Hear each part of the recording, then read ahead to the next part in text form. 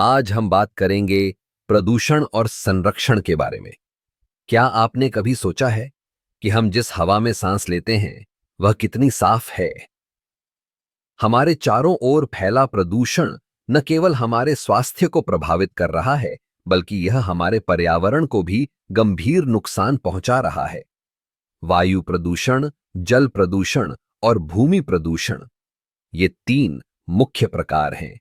वायु प्रदूषण मुख्य रूप से वाहनों, उद्योगों और धुएं से होता है। क्या आप जानते हैं कि भारत में हर साल लाखों लोग वायु प्रदूषण के कारण बीमार होते हैं? यह सिर्फ एक आंकड़ा नहीं है, यह हमारे जीवन का सच है। जल प्रदूषण भी एक गंभीर समस्या है। नदियों में औद्योगिक कचरा, प्लास्टिक और अन्य हानिकारक पदार्थ डालने से जल की गुणवत्ता बिगड़ रही है। गंगा जैसी पवित्र नदियां भी अब प्रदूषित हो चुकी हैं।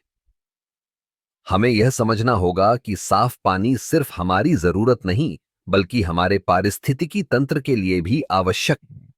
भूमि प्रदूषण का कारण भी कम नहीं है। प्लास्टिक का अत्यधिक उपयोग, कचरे का सही निपटान न होना और रासायनिक खादों का अत्यधिक प्रयोग हमारी मिट्टी को बर्बाद कर रहा है। क्या आप जानते हैं कि एक बार उपयोग होने वाला प्लास्टिक सैकड़ों सालों तक नष्ट नहीं होता? अब सवाल यह है कि हम क्या कर सकते हैं। संरक्षण की दिशा में पहला कदम है जागरूकता। हमें अपने आसपास के लोगों को प्रदूषण के प्रभावों के बारे में बताना चाहिए। छोटे छोटे कदम जैसे प्लास्टिक का कम उपयोग, पेड़ लगाना और जल का संरक्षण करना हमारे पर्यावरण को बचाने में मदद कर सकते हैं। सरकार और संगठनों को भी इस दिशा में कदम उठाने चाहिए।